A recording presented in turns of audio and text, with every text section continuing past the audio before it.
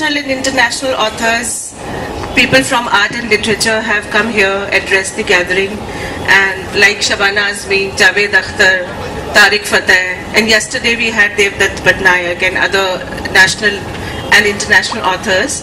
And today we have a morning with Maestro. He is Bond, Ruskin Bond. Can we give a great round of applause to tell him how much we love him? Thank you all for running away from school this morning. I don't know if Saturdays are a holiday or not in Indore. No, you have to go back to school. Well, we'll do our best to keep you here, I think. Thank you. And it's so nice to see so many bright, intelligent, smiling faces. You know, when I look at all of you smiling, I wonder why it is that when we grow up, we don't smile so much. Life, I guess, gets a bit difficult and problems occur. But this is the best time of your life, your school days. And for that too, you have to be grateful to your parents and to your teachers. And so hello to all of you, and happy to take any questions from our friends here and from all of you. And if I can give you any tips on writing or reading or running away from school or anything that's interesting, I certainly I did run away from school when I was in class 7 or 8, I think. But I didn't take enough pocket money with me, so I had to come back the next day.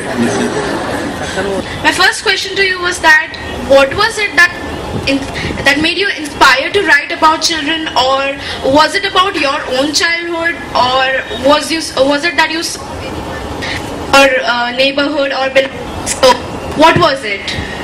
Well, I have written, when I started writing, and as a boy, in fact 17 or 18 years old, I took myself very seriously, and I was writing for adults and grown-ups. And then when I was about 40, I started getting bored with that. I said, let me try writing for younger readers and for children too, because they are the people who are growing up, and maybe I can entertain them and maybe also help them a little. So I wrote my first book actually meant for young readers when I was about 40, and I enjoyed it very much. And after that I wrote more and more for children, sometimes about my own childhood, sometimes about boys and girls who I met, and it was great fun for me. And I always get a good response from young readers, and I'm happy to see over the years that so many of you are now interested in writing also. And I keep meeting boys and girls who tell me they're writing books, they're writing stories, poems, and I'll always encourage that, because it's a way of expressing yourselves and of, in a way, implanting your personalities, your individualities on the world around you. Since your books have been used in schools, and you have an interference in the education of children, I would like to understand what is the role of present education system in developing or destroying creativity in children. Oh, that's a tough question. But because education has, of course, changed in India over the years, and I think the teachers now are more open-minded and open to ideas from the rest of the world, and that's why boys and girls are also growing up with varying ambitions. Certainly it's changed a lot from the time when I was a schoolboy, when school rules were very rigid, and when you were disciplined, you were even punished a great deal. Now punishment has become old-fashioned, but it was something, even a punishment such as caning or beating a child was very common in my time. In fact, in a sense, my first introduction to literature came about by being punished. Because when I was about 12, I got into trouble and I was told, now you have to go to the headmaster's study and you're going to get caned, because that was the popular form of punishment then. But my friends told me, Ruskin, be careful. It won't hurt so much if you stuff a couple of books down the side of your pants. So I took their advice. So I shoved one book down on the left and another book on the right. And I went to the headmaster's study and he said, now bend over, Bond. So I bent over, whack. It did hurt, but not too much. But he got suspicious. He said, Kuch hai udhar, there's something there. So out with it. So I had to take out As You Like It by William Shakespeare on the right. So my first introduction to Shakespeare. Thank you. So he said, bend over again. So I bent over, another whack. He said, there's still something there. Out I had to pull Dr. Jekyll and Mr. Hyde. He said, well, you enjoy this hiding for a change. Got 2 or 3 more. So that system has long gone. It had its uses and abuses. Thank you. But I'm glad you don't get punished like that anymore.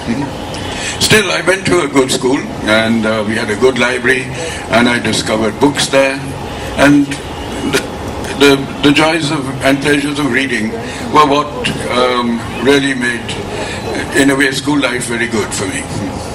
So, is it this incident that inspired you to write or read because the book saved you? That's why you started loving books so much? Well, that was one reason, I guess. But I used to escape to the library quite a lot because when the headmaster found I was interested in books, he made me the librarian and I had the keys of the library. So when I wanted to escape morning PT, early morning PT, I used to hate it. I'd slip away and go and hide in the library. Extra homework, I would avoid that too. All the things that I don't think are very popular with you either. So the library was my escape route. And I used to, but I don't want to set a bad example. I don't want you running away from PT or games. And in fact, I used to be quite good at football and hockey. So games are important too. I think a very important part of your education is our competitive games, and I would always encourage you to take part. So football, hockey, I used to swim a bit, but I never could dive very well. If I took a dive into the swimming pool, half of it would empty out. And that still happens. So before Kathy ask another question, I would just have the conversation, the statement that you just gave, that you were caned severally. You used to be punished. And out of those punishments or something happened that brought Ruskin Bond into being. So do you think this present society, the system, education system, where the teachers cannot even touch a child, is better than when a Ruskin Bond came out of caning and punishments? Yes. Well, that's interesting because in a way both were extremes. Being corporal punishment was one extreme, and it could go to unpleasant lengths. You could sometimes get a teacher or even a senior prefects were allowed to cane, who would perhaps take advantage of that, of the latitude that you had in punishing children. And so you could get a sadistic-minded teacher who would overdo it or, punish a boy too severely. And that sort of school was in fact exposed in say, the novels of Charles Dickens, in his books Oliver Twist or Nicholas Nickleby, where extreme forms of punishment. And by writing about it, in fact, he brought about changes in the system. So that was one extreme, but perhaps it's also, if there's no punishment at all and only rewards, perhaps after all children can easily take advantage of maybe a soft teacher. I would have been a very soft teacher. I was once asked by a lady teacher, a friend of mine, if I would look after her class. It was, I think, class 2 or 3 in a school, while she had some urgent work in town, and I thought it would be very easy. And I went into this class. There were about 40, 50 small children, and as soon as they saw I was a kind, soft man, there was a riot going on, chalk flying all over the place, songs breaking out. It was great fun, but the principal walked in and said, "Thank you, Mr. Bond, we don't need your help anymore, you can go now." So it's very hard to handle growing boys and girls, especially when they're in large numbers. So all sympathy goes out to teachers too. But I wouldn't want anyone to be physically punished for anything they did. So, sir, as you have been writing from so long, and it has been a long time that you're writing, so how do you see the children at that stage to this stage, and what is the difference between them in your writings? Well, basically children don't really change. We all like ice creams and jalebis, and I did when I was a boy, and you do too. So you also like holidays. You look forward to them. You look forward to seeing films. In my school days, we never had television. We never had the internet. We never had video games. So what did you do? Not everybody read. Actually, I meet more kids today who actually read books. But in those days, a lot of them read comics, or they'd go to the cinema. The cinema was about the only form of entertainment, and for that you had to actually make the effort of going out. You didn't get entertainment in your home. So home was the place where you read books. But still, when I recall the year I finished school and came home, and my mother said, "Now what are you going to do with yourself, Ruskin?" And I said, "Mom, I think I'm going to be a writer." And she said, "Don't be silly. You won't make any money as a writer. Go and join the army." In those days, everybody joined the army. Most of the boys did, actually. And I'd have been either by now I'd have been a brigadier general, or I'd have been Beetle Bailey, So I think it was a wise move on my part, not to inflict myself on the army, especially since I didn't like early morning PT.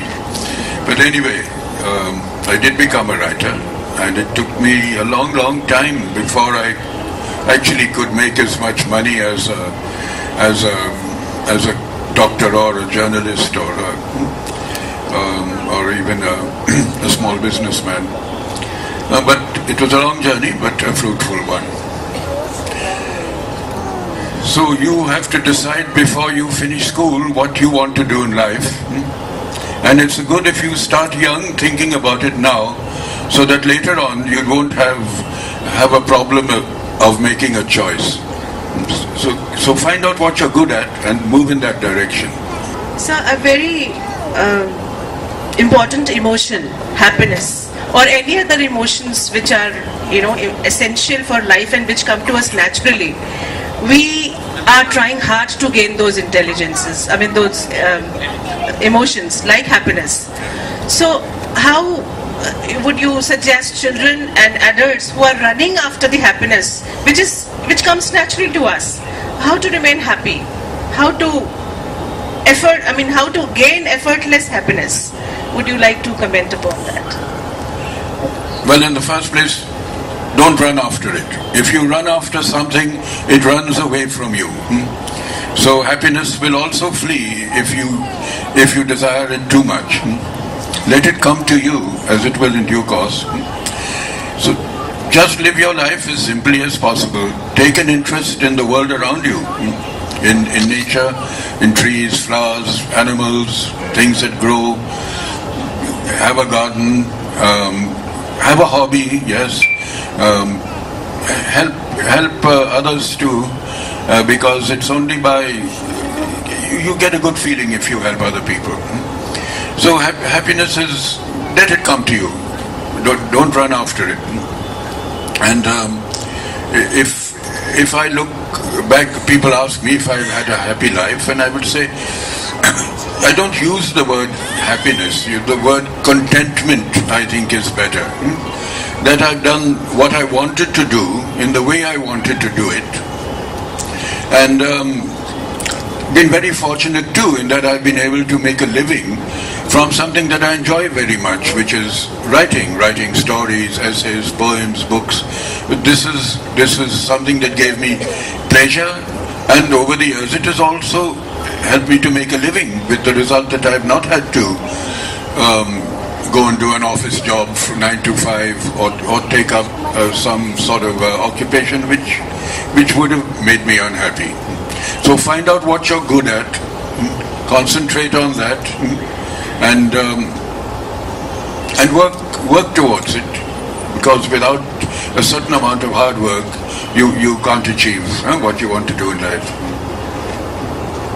So with me, there are many people here who are writing, who are in the process of writing, and at some point of time they are stuck in their writing. No block, story plot comes to their mind. So in this process of writing, in this era, so how would you suggest us to write about anything, or to become a good writer, being a successful author, being a successful writer?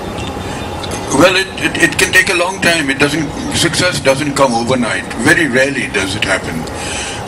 But it's encouraging to see so many young people who are interested in writing. Grown-ups often say that today youngsters don't read much, or they're only interested in technology and in the games that technology brings.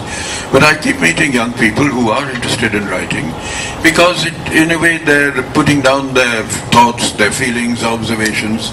They're good in language, and there is a lot of satisfaction coming from, say, writing and having a book published. And I'll always encourage you to do that. But I also would like to say that don't just dash off a book or a story. Respect the language you write in, whether it's English or Hindi or Marathi, whatever it is. Be good in your language, in your grammar, in your composition. Use words beautifully. Put sentences together so that they make a good story, so that they mean something. So it's not just a matter of putting words down on paper, but putting them down in a particular way. So take trouble over your writing, and read as much as you can, because the more you read, the better you'll write. I was a bookworm, and before I started writing, I'd read hundreds of books, mostly fiction in those days, but plays and biography too. So the more you read, in fact, the more you'll want to read, because once you're a bookworm, always a bookworm. And it's reading that leads to writing. The more you read, the better you'll write, and the more you write, even more better you will be at it. So before we open the forum now for audience to question, suggest 3 things which every child should do in his life. The number you can type. 3 things that every... It could be 5, 10, 20, any point you want to say. 3 things which every child should do, and parents and teachers make sure that they're not deprived of it. I don't know such 3 things that one should do in your life. Well, the first thing I did, I can recall, was I stole my sister's chocolates and upset her very much. But I wouldn't advise you to do that, especially if your sister happens to be bigger than you and she'll give you a clout over the head. What else did I do? Very naughty. I was very mischievous. I tore my grandmother's curtains and she gave me a needle and thread and made me stitch them up again. And then in revenge I went and cut all her sweet peas in the garden. So actually I was a very bad example. But I think things got better when I was put in boarding school and I had that introduction to literature. But what could I suggest of the 3 things that you should do as you start growing up? Or it could be 3 habits of Ruskin Bond which made him Ruskin Bond. 3 habits. I sleep a lot. But don't sleep in class. But when I was at school, I devised it used to get very boring when sometimes the principal or the chief guest would come and make a speech on Founders Day, and you had to sit there for 1 or 2 hours and listen to them. We all related. Yes, and so I devised a system of where it looked as though I was concentrating very hard, but actually I was fast asleep, sort of like and everyone thought I was listening, but actually I was having a doze. So I noticed 1 or 2 of you are actually dozing off. But so what else made Ruskin Bond? The tuck shop. We had a good tuck shop in school, where we used to get samosas and jalebis and even chaat. And I believe the chaat in Indore is very good. So before I leave, I'm going to try some. Thank you. And if it's very good, I'll come again. If only chaat is good, you'll be coming again. No. If you come again, I'll come again. So maybe open the session for students. Before that, the child just handed over this to me to give it to you. She painted it for you. She's from... A very nice sketch. But she's made me look a little younger than I am. But it's very nice. Thank you. And I'll take it home and frame it if I'm allowed to. It's all yours, sir. You can take any one of us and along with you and frame us or whatever you want to do. So, sir, in the growing world of technologies, are you looking forward to write online? Oh no, I'll write online Agle Janam in my next life. At the moment I'm quite happy writing with my pen and pad. And well, if my stories come online, that's fine. I take every advantage of technology provided I don't have to do any hard work myself. So I'm just used to writing by hand in a notebook or a pad. And I'll continue doing that. Although some years back I used to type all my work, but now I get a stiff neck if I type too much. Or even trying to use a laptop, I have difficulties seeing with the screen. So I'm quite happy. The thing is, with a pad and a pen, you can write on your bed, you can write under a tree. I one day went and sat down on the hillside under a horse chestnut tree. It was very pleasant until the chestnuts started falling on my head. So it's better to write in your own room. And always, as I was saying yesterday, your room must have a window. You must be able to look out upon the world and enjoy the world around you and allowed to come into. Don't cut yourself off. Since it's the last question, sir, and we have a couple of parents also sitting over here, and there's a concept called quality time with children these days. So what, according to you, is quality time, or is there a concept that should exist as a quality time? If you could comment upon that. Actually, that's the first time I'm hearing the expression quality time, so you'll have to tell me more about it. It's quality time is, these days parents are busy, both mothers and father are working. children have a lot of work to do. Children are missing on various emotions, as I mentioned, happiness, and they are not giving time. So children are lagging behind their values, their own families, social culture. So this is the concept that is emerging, which says children and parents should spend time together, and they have named it as the quality. Yeah, yes, that's true. In fact, probably the best 2 years of my life were those when I was 10 years old and I spent with my father, just my father and I. He was in the Air Force during World War II, and family circumstances were such that he had to keep me. And because he was such a good father and such a good parent, gave me all his time, took me around. It was New Delhi, 1944. Took me around, told me the stories behind all the monuments there, and in fact taught me to read and write even before I went to school. So I think I was very fortunate in having a father who was so close to me, and in a way built my character in a way. And in fact I wrote a storybook which is all about him. It's called Looking for the Rainbow. And only day before yesterday, with the same book, received the Crossword Prize for children's writing in Bombay. And I was very pleased with that because it was my favorite book. It was about my father. And I lost him 2 years later. He died when I was just 11 years old. But he inculcated so much in me, a love of books, of music, of films, and of history too, that I'm still very, I haven't in a way, all these years, I haven't forgotten anything of that period. So I think it's vital that parents and children share lives together, very important.